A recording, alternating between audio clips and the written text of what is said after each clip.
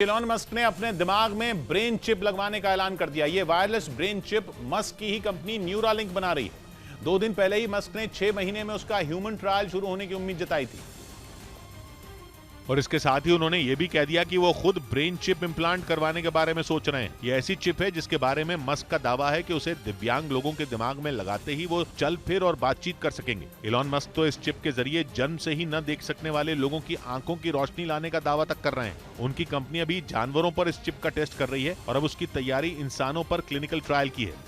इधर चुनावी रैली के दौरान विवादास्पद बयान देने पर समाजवादी पार्टी के नेता आजम खान पर एक और मुकदमा दर्ज हो गया। आजम खान ने हाल ही में आरोप लगाया था कि राज्य सरकार उन्हें परेशान कर रही है और रामपुर में रैली के दौरान उन्होंने ऐसी टिप्पणी कर दी थी जिस पर विवाद खड़ा हो गया।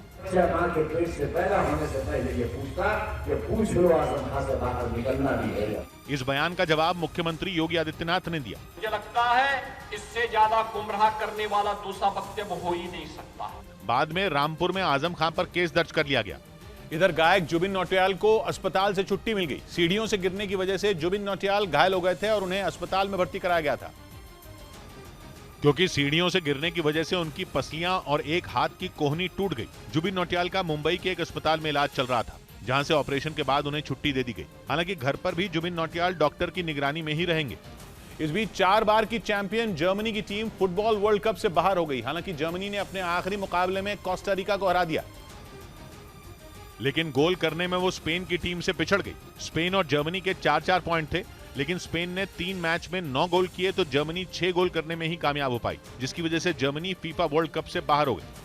उधर खबर है कि बीते 9 महीने से रूस की फौज से लड़ रहे यूक्रेन के सैनिकों के लिए गड्ढे बड़ी चुनौती बन गए। वो गड्ढे जिन्हें यूक्रेन की सेना ने रूसी सैनिकों पर छिपकर हमला करने के लिए बनाया था, ताकि दुश्मन को यह पता न चले कि हमला कहां से हुआ, लेकिन वो अचानक हुए उस हमले की चपेट में आकर चित हो जाए। लेकिन अब परेशानी यह है कि यूक्रेन में सर्दियां आने वाली हैं और उससे पहले वहां बारिश का मौसम रहता है। आसमान से बरस रहे पानी ने ही यूक्रेन के सैनिकों को मुसीबत में डाल दिया, क्योंकि जो गड्ढे उन्होंने रूसी फौज पर छिपकर हमला करने के लिए बनाए थे उनमें पानी भर गया। पानी भरने से उन गड्ढों में कीचड़ की समस्या भी खड़ी हो गई। ऐसे हालात में यूक्रेन के सैनिकों के सामने मुश्किल ये है कि उन्हें दुश्मन को अपनी जमीन से भगाना है, लेकिन इन्हीं हालातों से जूझते हुए परेशानी यह है कि अगर वो गड्ढों से बाहर निकलकर पानी निकालते हैं तो उन पर रूस की तरफ से हमले का खतरा हमेशा मंडराता रहता है, और अगर बाहर नहीं निकलते तो पानी और कीचड़ से भरे गड्ढों में छिपकर ही उन्हें घंटों रहना पड़ता है, जो कि यूक्रेन के गिरते तापमान के बीच इतना आसान नहीं है।